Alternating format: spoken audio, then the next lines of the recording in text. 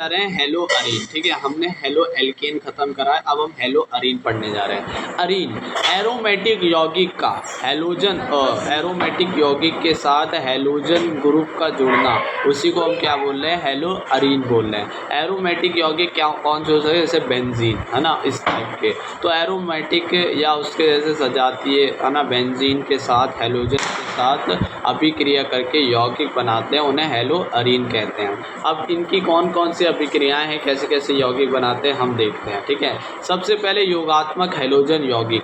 योगात्मक मतलब कि ये डायरेक्ट जुड़ जाते हैं। ठीक है, कैसे जुड़ते हैं, देखो भाई, यहाँ पर जैसे हमने बेंजीन लिया और ये बेंजीन के चारों उसमें क्या हमने कर दिया, 6 क्लोरीन लगा दिया, 6 ब्रोमीन लगा दिए, तो ये डायरेक्ट C6H6Cl6 या C6H6Br6 इस तरह सूर्य के प्रकाश में सीधी अभिक्रिया करते हैं, है ना। तो इस तरह से ये बना लेते हैं, इन्हें हम बोल रहे हैं योगात्मक हैलोजन यौगिक। अब ज़्यादातर ये तो नहीं होंगे हमारे यहाँ पर। अब देखेंगे दूसरी चीज़, हैलोजन प्रतिस्थापित यौगिक। प्रतिस्थापित मतलब क्या करेंगे, यहाँ पर हाइड्रोजन को प्रतिस्थापित करके हैलोजन आकर जुड़ जाएंगे, उसी को हम क्या बोल रहे हैं, हैलोजन प्रतिस्थापित यौगिक। हैलोजन परमाणु द्वारा हाइड्रोजन को प्रतिस्थापित कर यौगिक बनाना क्या कहलाता है, हाइड्रोजन प्रतिस्थापित यौगिक, जिसमें हम बेंजीन C6H6 के साथ या क्लोरीन या ब्रोमीन जब हम जोड़ते हैं तो वो क्या करता है, मान लो वो क्या करता है, एक हाइड्रोजन को निकाल कर Cl लग जाता है, और इसको हम नाभिकीय हैलोजन भी कहते हैं। हम कैसे क्यों कहते हैं, क्योंकि मान लो यहाँ पर ये बेंजीन है, इसके ऊपर हमने अधिकारक है CH3 है। ठीक है, अब CH3 में जब हमने Cl2 डाला तो यहाँ पर क्या हो जाएगा कि जो Cl है वो आकर CH3H निकाल कर एक CH3 का खुद लग जाएगा Cl। तो यहाँ पर CH2Cl ये कहाँ पर जुड़ गया, नाभिक पर, मतलब कि जो डायरेक्ट है उसके साथ जुड़ गया, तो उसको हम क्या बोल रहे हैं, नाभिकीय हैलोजन। और इसे हम पार्श्व श्रृंखला भी बोलते हैं, पार्श्व श्रृंखला हैलोजन भी कहलाते हैं। ठीक है ना, पार्श्व में लग गए, ठीक है, पार्श्व श्रृंखला। अब यहाँ पर एक चीज़ आती है बहुत ज़्यादा, टालुइन। टालुइन क्या होता है, देखो भाई, जब हम बेंजीन के ऊपर CH3 जो अभी हमने देखा था, इसी को हम क्या बोले, टालुइन। अब इसी टालुइन में अभी हमने क्लोरीन लगाया जो कि पार्श्व श्रृंखला में नाभिकीय हैलोजन के साथ लगा है। ठीक है, मान लो दूसरे हैलोजन उस पर बेंजीन की दूसरी श्रृंखला पे लगता तो हम उसे क्या बोलते हैं, 2-क्लोरोटालुइन। ठीक है, अगर तीसरे पे लगता तो 3-क्लोरोटालुइन। अब इसे हम एक और चीज़ भी बोल सकते हैं, यहाँ पर हमें पता है एक चीज़ होती है जिसे हम ऑर्थो मेटा पैरा बोलते हैं। अगर यहाँ पर दूसरे पे लगता तो उसे हम ऑर्थो क्लोरोटालुइन भी बोल सकते हैं, अगर मेटा पे लगता तो मेटा क्लोरोटालुइन या फिर हम पैरा क्लोरोटालुइन भी बोल सकते हैं। उसके बाद देखो भाई, यहाँ पर हमने क्या करा, CH3Cl2 लिया।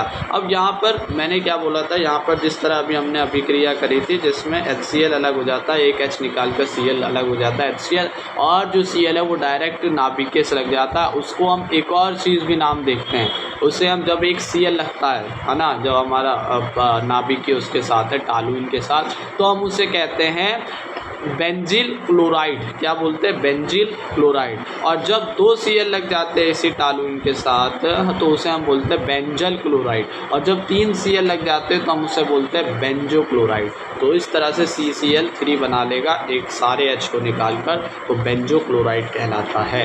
अब यहाँ पर मेटा वाला मैंने बता दिया है।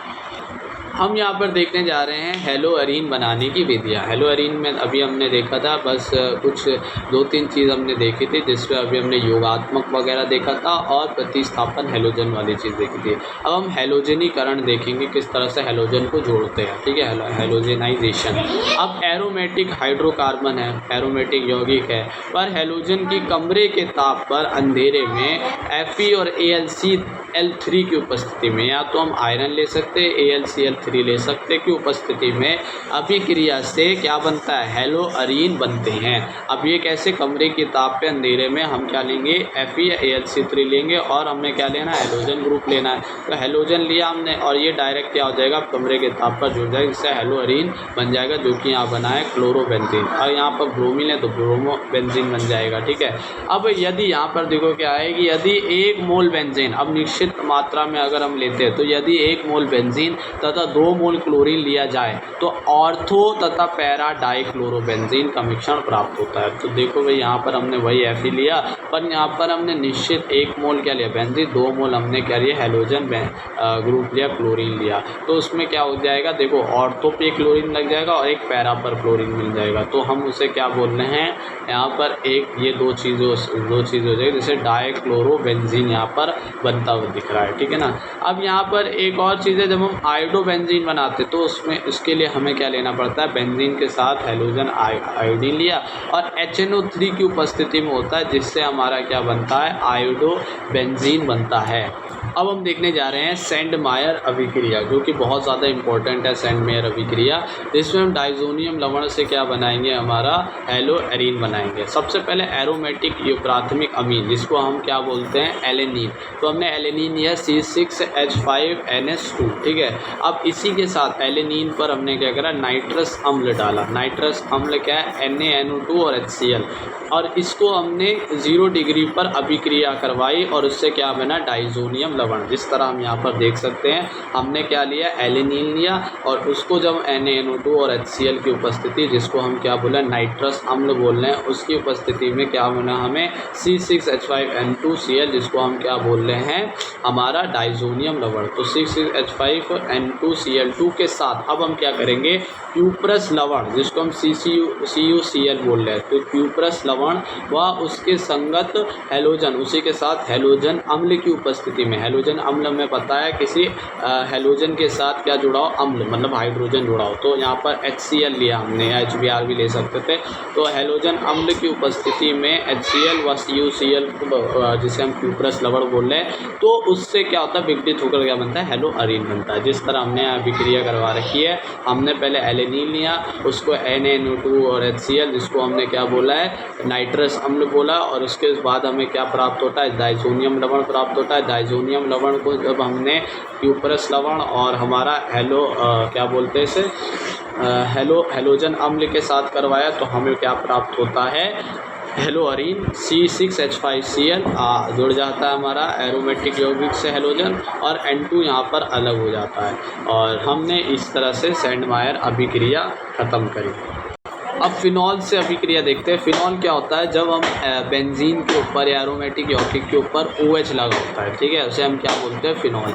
अब फिनॉल पर PCl5 की क्रिया होती है, तो हम PCl5 से क्या प्राप्त कर सकते हैं, क्लोरोबेंजीन प्राप्त कर सकते हैं। क्या होता है यहाँ पर, एक H निकला, OCl के साथ PCl5 पहले के साथ HCl बना लेगा, O जो है POCl3 बना लेगा, और यहाँ पर हमारा Cl जुड़ जाएगा। तो यहाँ पर हमें क्या बन जाएगा, हेलो अरीन बन जाएगा, ठीक है ना। इसे हम क्लोरोबेंजीन बोल सकते हैं।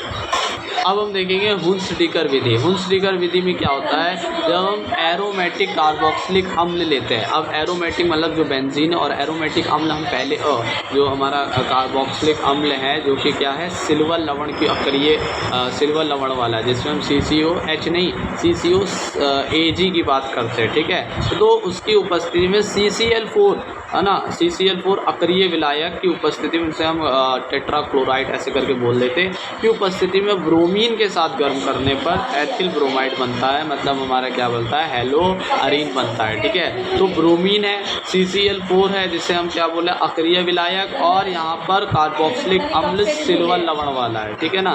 तो जहाँ पर हम लेंगे तो Ag जो होगा वो अलग हो जाएगा, Br ले लेगा, और CCO जो है CO2 बना लेगा, ठीक है, और Br जो है वो हमारा किसके साथ जुड़ जाएगा, एरोमेटिक बेंजीन के साथ जुड़ जाएगा। अब है हमारी रेसिंग विधि। रेसिंग विधि में क्या होता है, जब बेंजीन वाष्प है ना, को हम क्या करते हैं, वायु और HCl। अब देखो यहाँ पर बहुत सारी चीज़ें लेंगे, वायु O2 और HCl, और साथ में 230 डिग्री पर उत्प्रेरक CuCl2, 230 डिग्री और CuCl2 की उपस्थिति में कराने पर क्या होता है, प्रभावित करने पर क्लोरोबेंजीन अब जाकर बनेगा, ठीक है ना। तो हमने क्या लिया है, या कोई भी हेलो अरीन बनेगा जब यहाँ पर HCl ले रहे हैं और O2 और CCl2 ले रहे हैं। तो यहाँ पर क्या होगा, Cl जो होगा वो जुड़ जाएगा हमारा इसके साथ, हमारा बेंजीन वास जो है ना बेंजीन के साथ, तो यहाँ पर क्लोरोबेंजीन बन जाएगा।